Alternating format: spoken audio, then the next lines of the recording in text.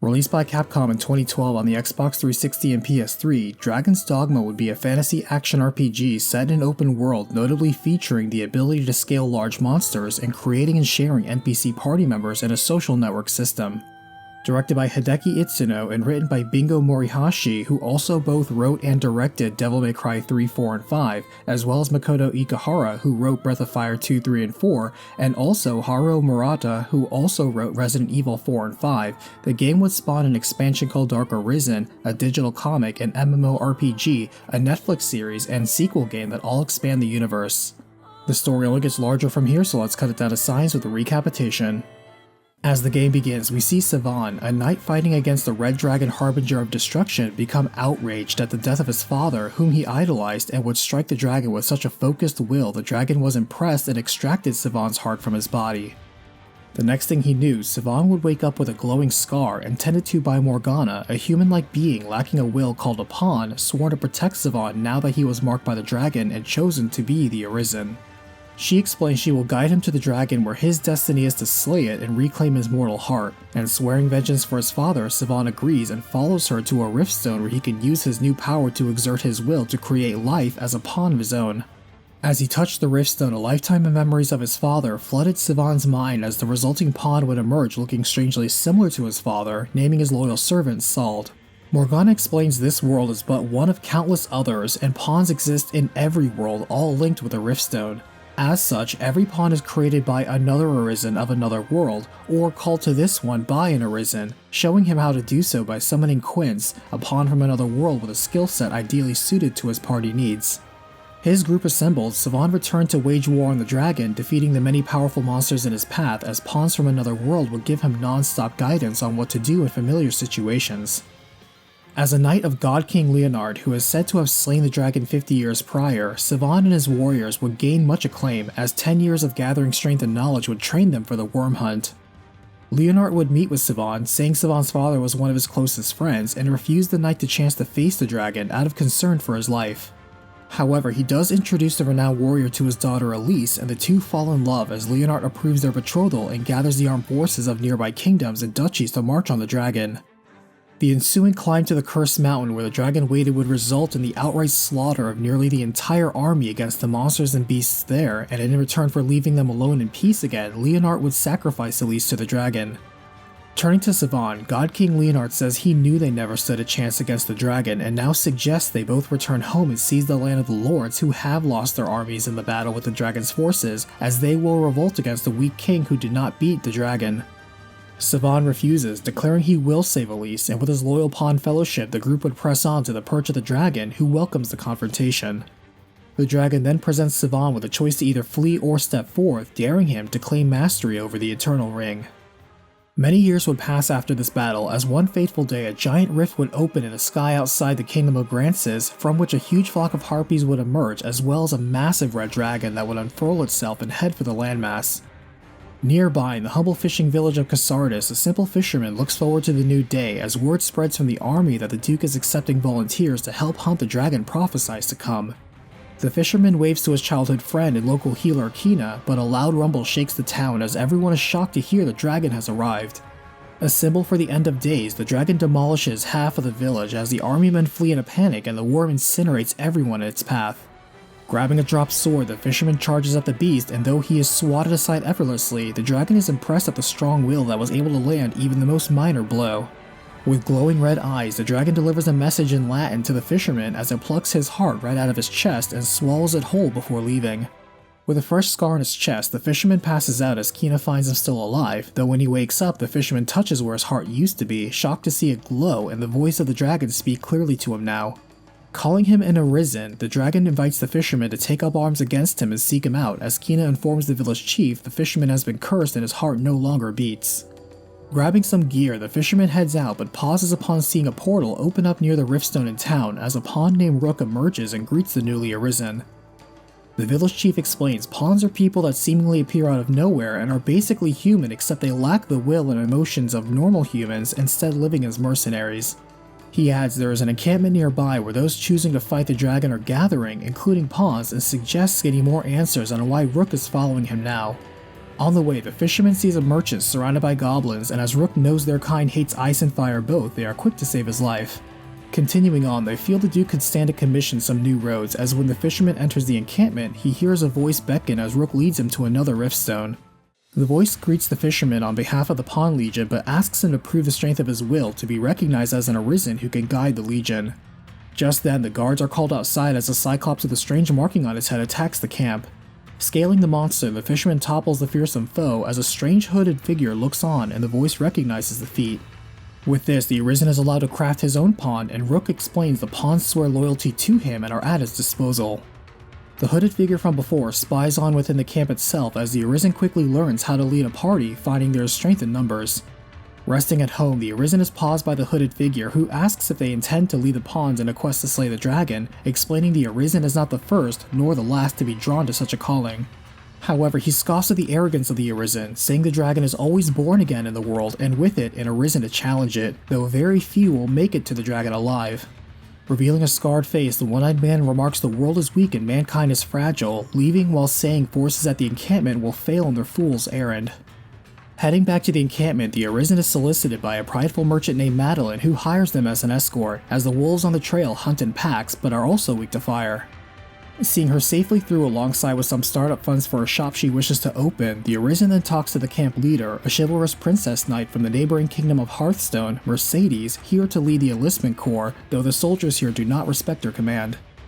Resting for the night, the encampment is startled awake as a Hydra suddenly attacks them out of nowhere, focusing on the Arisen. As it destroys the camp, the Arisen and his allies manage to sever one of the heads, forcing the monster to retreat, and the Arisen notices the strange marking that was on the Cyclops is branded on this monster too. Everyone is impressed that the strength of the Arisen matches the legend, and Mercedes suggests taking the trophy to the Duke of the land and using it to earn a reputation. Wishing to report the unusual attack as well as the emergence of an Arisen, Mercedes loads up the Hydra head on a cart for delivery to the capital. However, before leaving, the Arisen is notified that Kina has gone missing looking for healing herbs for him and was last seen heading for the Witchwood. Following her trail, the Arisen fends off armed rogues on the road, countering them after they are left exposed after a grand strike. Entering the woods covered in a strange fog, they find Kina safe and sound as she explains she heard the witch who lives in these woods understands the language of the dragon, wishing to better understand the Arisen's heart wound.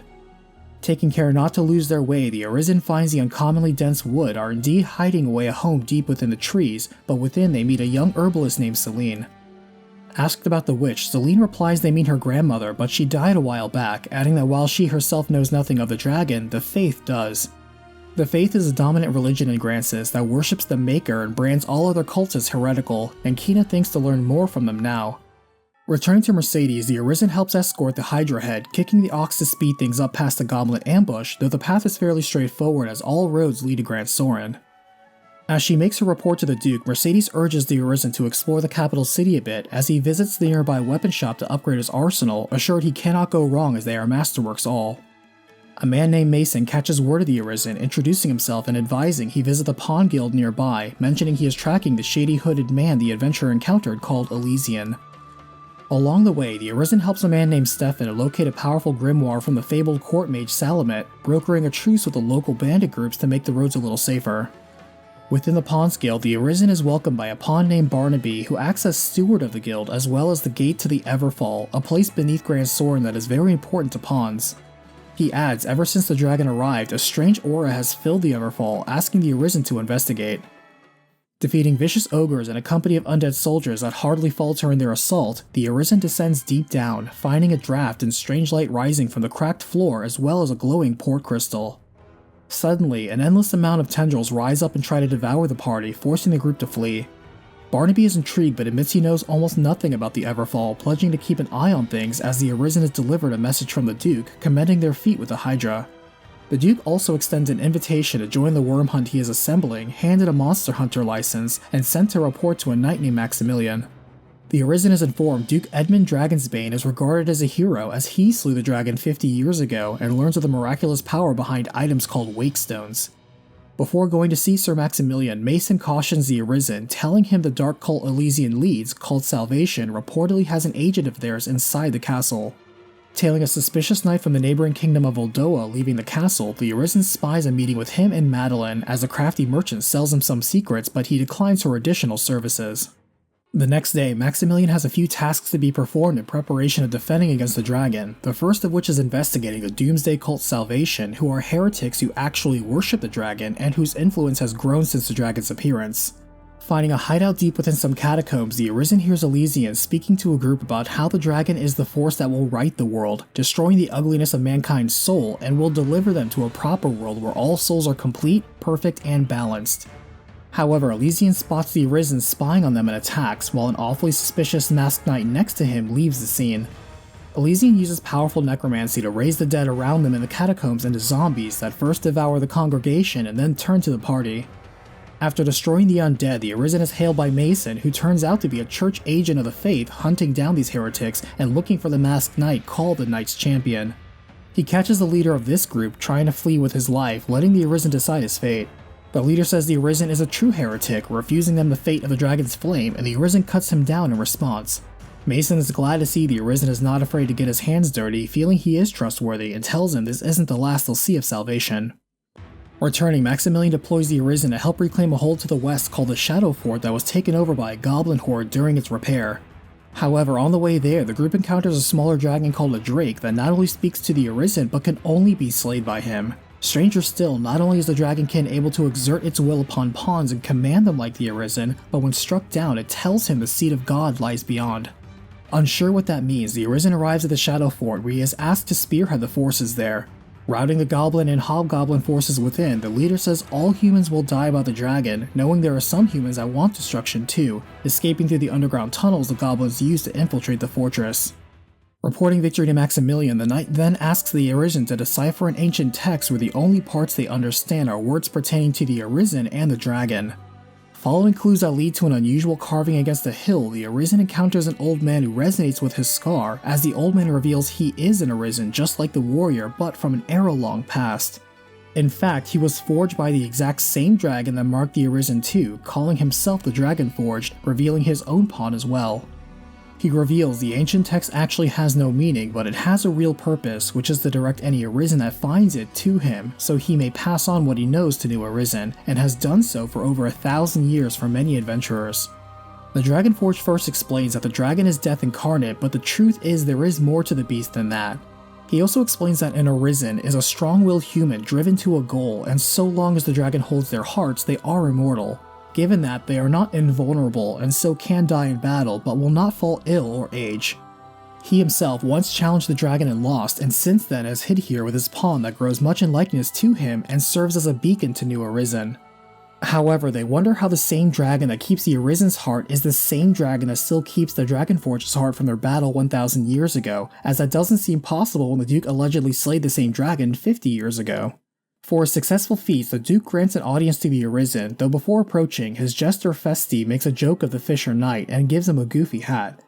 Within the audience chamber are knights gathered from within the duchy and forces lent out from allied kingdoms, including Mercedes and the Voldoan knight involved in the shady dealings. Duke Edmund himself has not aged a day, as he recognizes the strength and trials of the Arisen and recruits him as a member of the Worm Hunt. Now in the Duke's employ, the Arisen speaks to the Voldoan knight named Julian, who is frustrated how the court is underestimating the true danger of the dragon, stating how 50 years of peace has softened the people so much. On his way to receive his next orders, the Arisen spots the Duke's recent wife, Eleanor, who is quickly charmed by the Arisen. She is 22 years old and has only just wed the Duke 3 days ago as a political marriage between Gransys and the Kingdom of Melwar, as she is a direct descendant of God King Leonard, and the people cheer for a union between both bloodlines of dragon slayers. After helping the richest merchant in the kingdom, Fornival, with babysitting his daughter, the Arisen is paused by Maximilian with an update that reports of Salvation activity are becoming more and more frequent, and now skeletons have emerged dangerously close to the capital, asking the Arisen to see if there is a connection. Spying on more Salvation members meeting at night, the Arisen learns the skeletons are a result of a Salvation plan to distract the Duke as they find experiments being performed deeper in the catacombs. One member proudly says the skeletons are a vanguard and test to see if stronger undead are made from living sacrifices versus already dead corpses. They have been testing this on their newest recruits, surrounding the group with a drudge of human bones that move on their own, but the Arisen strikes them all down with holy light and the Dark Mage blows himself up. Back in Grand Soren, the Arisen now takes assignments from the Duke's Chamberlain, Aldous, who first assigns the Arisen to aid the core elite with hunting a griffin that has been attacking caravans on the road. At the same time, they hear an angry mob gather their torches and pitchforks as they accuse Seline of being a witch who conjured the dragon.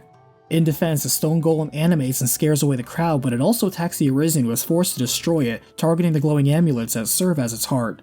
The Arisen then finds Seline has fled deeper into the magical woods, hiding by the grave of a woman whose spirit still lingers. Seline reveals she is a pawn, and the ghost next to her was her Arisen she called her grandmother, the witch Sophia. It was she who granted Seline a portion of her soul, turning her human with a will of her own, though still immortal. Sophia confirms this, explaining that the soul of the Arisen affects their pawn, and over time the pawn will assume the Arisen's likeness, as Seline resembles her and even the pawn in the Dragonforge resembles him. She calls this the bestowal of spirit and asks the Arisen to look after Seline and guide her in learning what it means to live. Seline now notices her pawn print that identifies her as a pawn is disappearing, and Sophia thinks this confirms her theory on how thin the line is between human and pawn, saying pawns are normally shadows of life doomed to echo out across the rift, but Seline will soon no longer be shackled as such. She urges Seline to now think for herself and do what she wants, and the herbalist says she wishes to follow the Arisen now, and the Arisen agrees, allowing her to live in Casardis with him. A strange tablet is left behind at Sophia's grave that the Arisen takes to the Dragonforge for translation, but the old man recognizes it as something called the Arisen's Bond, an oath-given form. It actually takes a different form from Arisen to Arisen, and presented before the current one, it morphs into a ring, and the Dragonforge explains this as proof that other people are what the Arisen holds most dear. However, he warns this bond is also a test, as whomever the Arisen holds most dear may be their shield or undoing, depending on their choice. Back in the capital, the Arisen is approached by the Duke's adopted nephew, Feudal, who informs him that he has been conducting an investigation of the Duke's army and has found one particular company has been receiving supplies far beyond their means and unusual training regimens. He wishes to inform the Duke of this suspicious activity, but his proof was stolen when a gargoyle stole his pack on the road. The Arisen retrieves it from its eyrie in the Soulflayer Canyon, but as he moves to return it to Feudal, a soldier from Windbluff Tower intercepts them, saying Feudal is a traitorous liar and there is nothing suspicious going on, asking for the proof to be handed over. However, finding that awfully suspicious itself, the Arisen hands them a forgery and returns the real letter to Feudal. Further strange events catch the Arisen's ear as one of the villagers in Casardis is a gardener for the castle, accused of being involved where state secrets were leaked to a gang of bandits. However, as the Arisen investigates, the man was merely in the wrong place at the wrong time as he overheard the illicit exchange take place between Fortival and a royal aide. Refusing to allow the innocent man to be framed and killed, the Arisen instead helps them break out of prison. The gardener thanks his neighbor for saving his life, saying there are likely more sinister workings within the duchy. Agreeing, the Arisen thinks to check on Windbluff Tower personally, who claims they are engaging in new regiments and training of their own, but claims they are woefully short on supplies, learning Julian oversees the fort's expeditions and supply, and observes the Lord Knight has no issue approving them for even more than they need. Returning to Grand Soren, a guard pauses the Arisen, informing them a strange man was looking for them, unaware a League of 11 assassins called the Nameless Men now hunt the Arisen. At night, the Arisen finds themselves hunted and ambushed by the shadowy lot, apt to appear anywhere as they attack in quick succession, but the Arisen beats them all and the leader recognizes their strength. That night, the Duchess's handmaiden tells the Arisen Eleanor wishes to tell him something in private in her room, and indulging, the Arisen is surprised the Duchess confesses she fell in love with him at first sight. Before the Arisen can respond, Duke Edmund enters as the Arisen quickly hides, and with a strange look in his eye, the Duke encroaches upon his newlywed wife, sobbing an apology to his previous wife Lenore that he deeply loved. As if in a trance, he pushes her down not to consummate their marriage but to strangle Eleanor, begging forgiveness from Lenore and wishing to take back something he did. The Arisen steps out to save Eleanor, which startles the Duke, who twitches and stands perplexed. Thinking quickly, Eleanor pretends the Arisen snuck into a room with ill intent, hurriedly demanding the Arisen be lashed and jailed as the Duke silently allows it. The Arisen is flogged in the dungeon as the guards find he is built tougher than they expected, and Eleanor feels bad for betraying him, apologizing and saying she did it out of fear of the Duke killing her then and there more than he already tried to. She urges him to escape and lay low for a bit while she thinks of a way to smooth things over, and the Arisen leaves, already familiar with how to break out of jail here. Thinking now is a good time to leave town and hunt the Griffin down, he finds the elites he was assigned were a bit over-advertised. All the same, they bait the creature out and bring it down, aiming for the wings, as after it starts to lose the fight, it takes flight for its roost in Blue Moon Tower.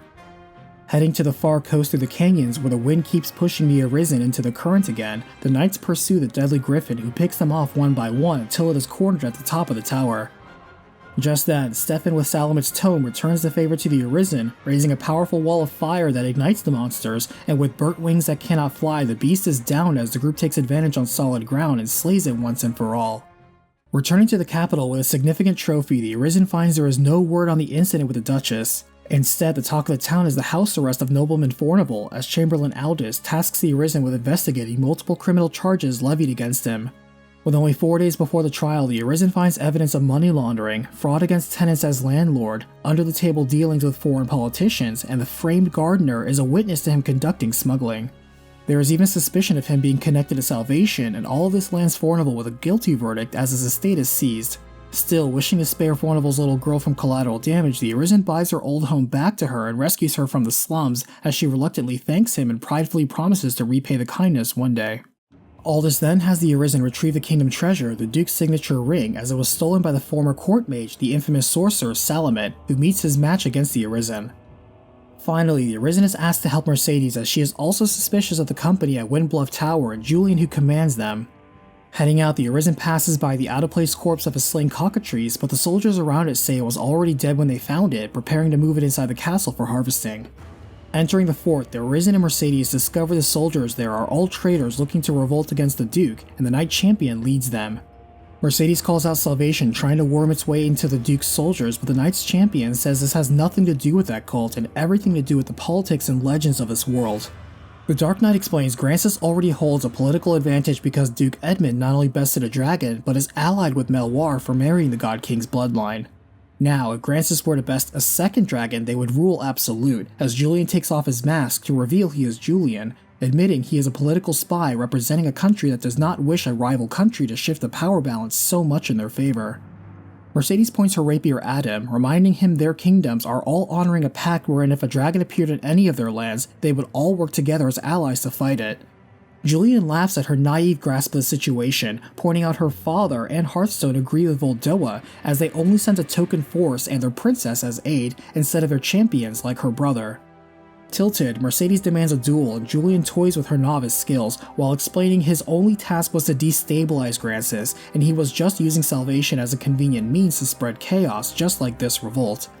He adds that the Duke is in no shape to defeat another dragon and sees no point in sending armies full of good men to die just for him to save face. He declares Gransys is already rotten to the core and weak, and expediting its destruction would be the best thing for her neighbors. He then adds it's clear the dragon will come back, and there is no point in honoring an ancient pact just to doom everyone at the same time, something Mercedes' father also agrees with. As Julian is about to defeat Mercedes, the Arisen steps in as her second and swiftly bests the Lord Knight. Though her pride is wounded, Mercedes is still alive as Julian yields and is jailed. Mercedes swallows the bitter truth of her weakness and the stinging truth of Julian's words. She thanks the Arisen for saving her life and trusts him as a friend now, leaving for Hearthstone and promising to become a stronger woman to better serve him in the future. Checking in on Julian, the spy reports Lord Edmund has no chance to defeat the dragon, and as such sowed dissent among the soldiers to get them to abandon the suicide mission.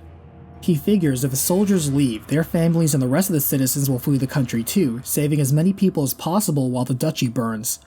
He was confident in this plan until he clashed with the Arisen just now and saw his strength enough to see hope a human might beat a dragon after all, wishing him well. Back with the Chamberlain, Aldous is concerned with all the corruption suddenly coming to light recently, as a messenger on a faraway outpost has a message for the Arisen that must be delivered in person for some reason. Getting ready to leave, the Arisen catches word that Madeline has now abandoned her shop and fled under the cover of night 2.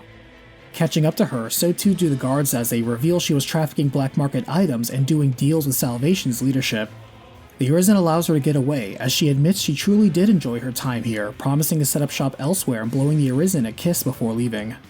Resuming his journey, a messenger now catches up to the Arisen, stating new orders for them to return to the capital at once. Ominous smoke rises from the castle walls as the group is shocked to see the cockatrice that was brought in before has been reanimated by a Salvation Dark Mage to wreak destruction within the walls. Quickly scaling it and striking it from above, they save the city from the troubling foe. Aldous says the Duke wishes to reward the Arisen personally, and passing by Festi warming the royal seat, the Jester reveals Duke Edmund is really an Arisen too, but the adventurer already guessed as much. However, the fool then points out that if the Arisen did beat the worm, then the Duke, who claimed rulership for the same deed, would actually be less than pleased. Stepping into the Duke's office and picking up the many tufts of hair at his station, the Duke awards the Arisen with a hefty coin purse. However, they are interrupted with news that the Great Wall Fortress to the west has fallen to Salvation and the leader himself is there, threatening to sacrifice the captives. Turning to the Arisen, the Duke orders him to handle this first, but as he leaves, Eleanor's handmaiden stops him to tell him the Duchess has been banished to the Blighted Lands to the north.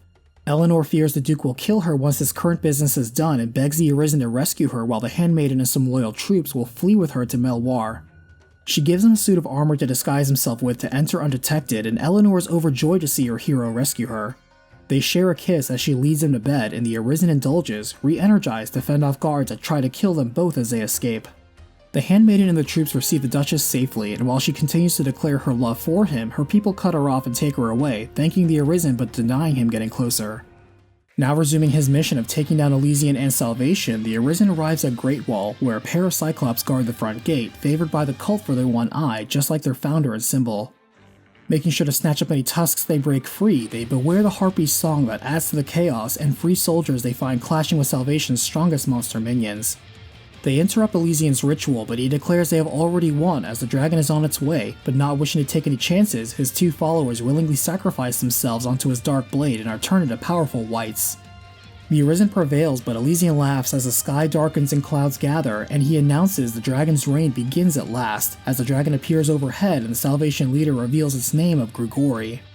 He declares victory again as he is crushed underfoot by Grigori, who lands on him, saying the up-jumped zealot's rantings were too tedious to listen to. The dragon adds Salvation has absolutely no purpose or impact in what is to come, only the actions of the Arisen, inviting him to finally face him. Grigori repeats only his death will stop the coming destruction, and he still has the Arisen's heart for safekeeping alongside the Dragonforged and others. Leaving, the Arisen speaks to the Dragonforged, who says the time has come and the dragon waits at the temple atop the Tainted Mountain, warning him he will be forced to make a critical decision. Climbing the peak beyond Great Wall, the group severs the tail of Saurians along the way as they approach a waiting dragon. Grigori asks the Arisen what their purpose is and what they wish to do in life, while to the side the Arisen's beloved is harassed and surrounded by goblins. The dragon then gives the Arisen a choice since they decided not to run and hide. Either battle him to the death or abandon all delusions of control and sacrifice the person most dear to him. For with the price of a single life, the dragon will leave the land in peace and he can claim he vanquished the dragon, where he will comfort his heartache with wealth and power.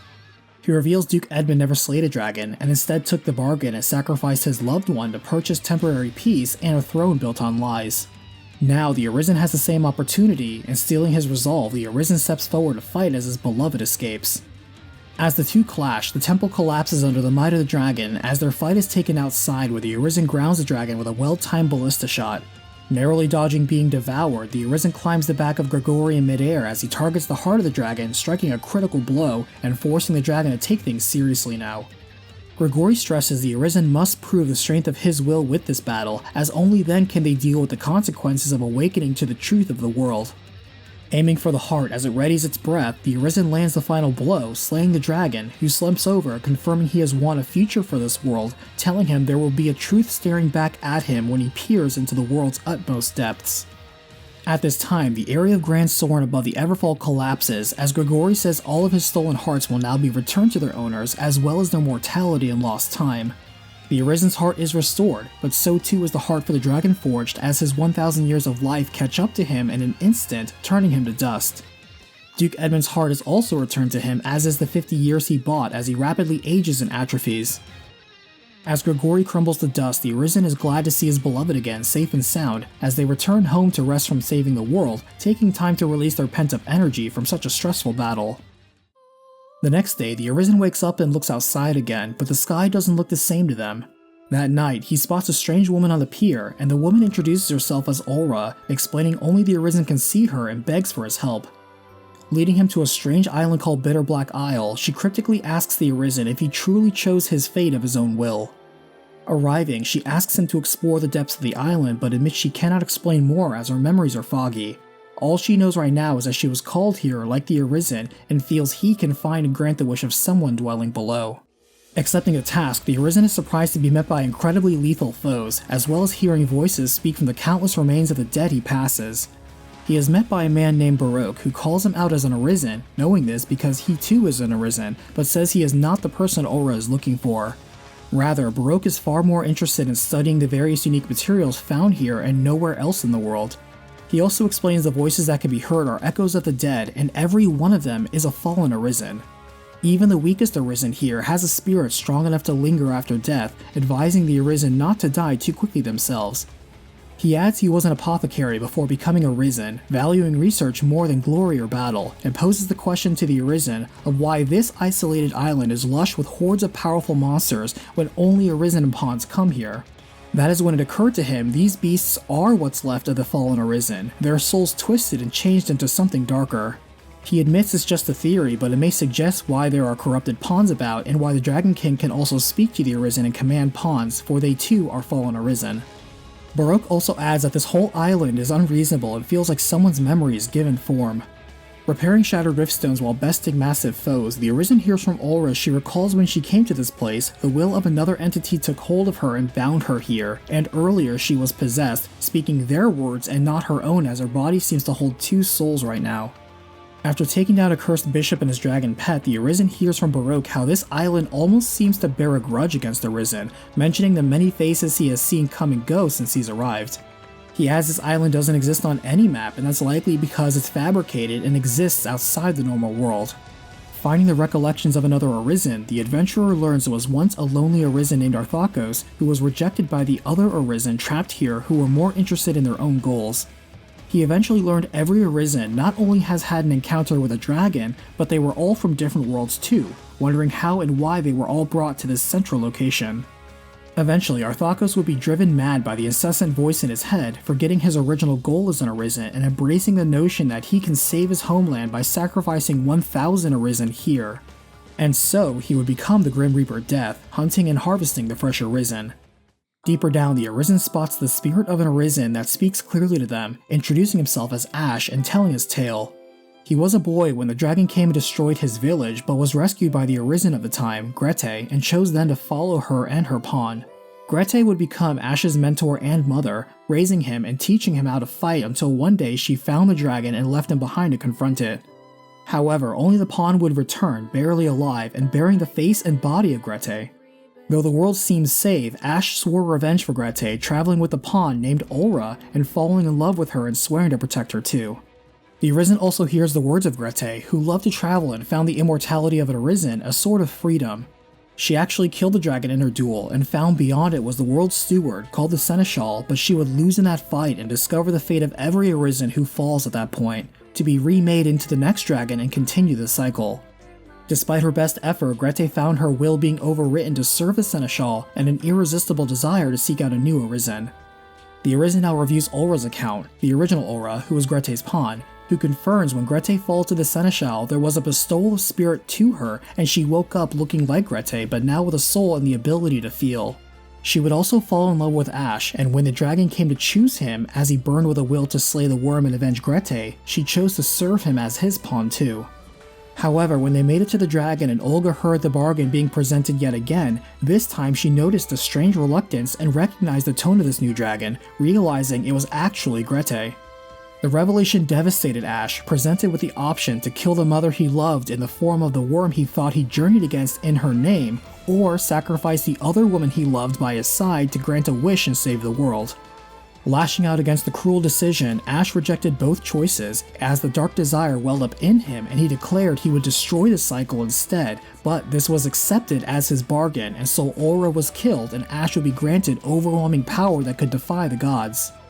With it, Ash would spitefully create this island, trap Arisen here, and kill them, as the Arisen would see Ash also recreate his hometown from his memories within this impossible island. Stepping through the final doors of the dungeon, marked by the Arisen who have come so close yet so far, and the spirits of Ash and Grete close by, the Arisen sees the beast Ash was turned into from cursing his fate, the demonic Daimon. Aura now speaks to the mind of the Arisen, revealing this is who she wanted him to save, asking the Arisen to form a will even stronger than Daimon's to shatter the shackles of hate that bind him here and save his soul. Edging out a win, Daimon says that while he hates Arisen, he is relieved an Arisen has freedom of his hate. Defeating the Dark Arisen who damned the dragon's dogma, the soul of Ash is released, thanking the Arisen and believing they can be the one to finish the cycle of eternal return. However, within the body that is left behind, the vessel is taken over by a powerful presence as a draconic face emerges from his torso, far stronger than any ghost or goblin. Though the monster claims it is the truth and speaks of the scattering of myriad souls, it is stun-locked by blast arrows and the vessel melts away, revealing the body of the man underneath as it is called away for further farming. Returning to Aura, they see she was harboring the soul of the original Aura as the spirit meets with Ash, who regrets how much death and destruction he wrought in his moment of weakness. Aura forgives him, and together the two pass on, and Baroque notes the island still stands despite its creator leaving. Aura is now her true self, wondering if the Aura spirit chose her because they coincidentally had the same name. She's grateful, as she too is an Arisen, but nearly died shortly into exploring the island had the spirit of Aura not found her and bonded to her, saving both of them. Before parting, she warns the Arisen about the dragon and the seneschal with their bargains, pointing out that theirs is sometimes the illusion of choice. For example, if either choice offered equal parts betraying all they held dearest and forsaking everything they believed in. It's easy to choose the lesser of two evils, but hard if you have to choose two equal evils. That said, death is not the solution to most problems, as they can change little at that point, but asks the Arisen to remember that sometimes it is the only way to progress forward. Returning back home, the Arisen travels to Grand Soren, finding significantly stronger monsters roam the land now. He visits the Duke, who is furious at him for meeting with the dragon and causing this, refusing to believe a human, even an Arisen, could actually slay the dragon, accusing him of taking the bargain instead like he did. Blaming the Arisen for his misfortune, he weakly swings at the adventurer, but is easily knocked aside. He declares the Arisen an enemy of the state, conspirator with the dragon, and cause of the destruction of Grand Soren. Not wishing to make the situation worse, the Arisen leaps from the balcony, takes no fall damage, and flees, arriving at the giant chasm in the city as a flock of harpies erupt out. Remembering Grigori's words, the Arisen peers down, finding there is no bottom as it just loops back to this world, looking up and seeing the connecting portal. He slips and falls into the pit, reaching out and grabbing a ledge where he is greeted by Quince, the same pawn that once served Seline. The Arisen hears a voice now asking them to prove their strength by breaking outside of their world, and Quince says enough power sealed within Wakestones can open a special rift. Collecting more, the Arisen finds nothing but pawns from other worlds here, both peaceable and corrupted. They face down the tentacled horror that first attacked them on their visit down here, an evil eye, and even encounter the very first dragon, the Dragon, who stays in the rift in order to be in every world at once and sustain its life by devouring the hearts of countless Arisen. Surviving a deadly gauntlet, the Arisen survives with enough Wakestones, returning them to Quince, and she shows them the way forward. Jumping in, the Arisen is greeted by a glowing cloaked figure who gets straight to the point and tells the adventurer to defeat him and take his place as keeper of this world. Knocking the Arisen back with a flick of his finger, the World Steward says he needs to prove he has the will to claim what is offered to him, as it is the adventurer's strong will that brought him this far. The Seneschal reveals he easily commands all life in existence, making a pawn in the Arisen's own image and quickly kills it, explaining the truth is, the world and its denizens are all empty vessels. In that regard, they are no different than pawns, as without volition there is no true life and the world will be stagnant. The volition it needs is tempered by the struggle for survival, and from it comes purpose and the will to fight. And so, the Arisen, a person with stronger will than most, is tested to see if their will is strong enough to bind the fraying circle of the world and show that living is worth fighting for. The Seneschal presents the Arisen with the ultimate choice, to claim their purpose as Arisen, or shrug the burden and walk away, where the Seneschal will grant them the merciful death of living blissfully in the quiet emptiness of a false peace where they would live and die as a simple fisherman again. However, having the resolve to step forward, the Arisen moves past his friends and allies who tell him it's okay to be weak and fearful, and embrace the happiness that can be found in simple, ignorant comfort. Pleased to see the Arisen's will push through again, the Seneschal reveals himself to be Seline, who did beat the dragon, but no one would know as he continued onward to replace the Seneschal and has been sitting on the throne of God ever since.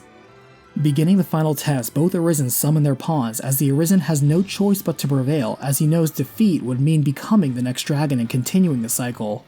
Bested, Seline congratulates the Arisen for passing the test and continuing the endless cycle. He then gives the Arisen the God's Bane blade, the only thing able to kill a Seneschal, asking him to relieve him of this duty and take over. With some time to talk, Seline explains the pawns exist across countless other worlds, each an infinite cycle unto itself. He adds there will always be another world, another dragon to give that world a struggle and reason to live, another Arisen to defy the dragon, and another replacement to the Seneschal with a will strong enough to guide the world next. In the end, it is will that guides the world and gives it life, and though they are undying, when their will tires or weakens, another Arisen will arrive to replace them.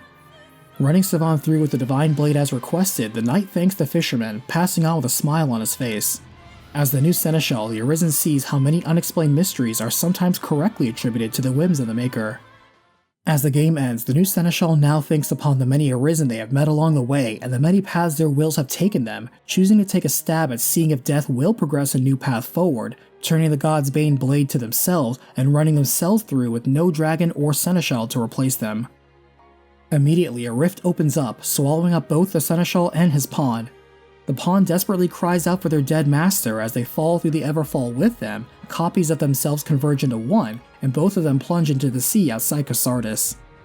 As the sun rises on a new day, the pawn receives a bestowal of spirit, waking up with a soul of their own and the body of their former master, with a new will to live and for all things worth living for. Dragon's Dogma: Dark Arisen has enjoyed the success of selling over 7.9 million copies worldwide.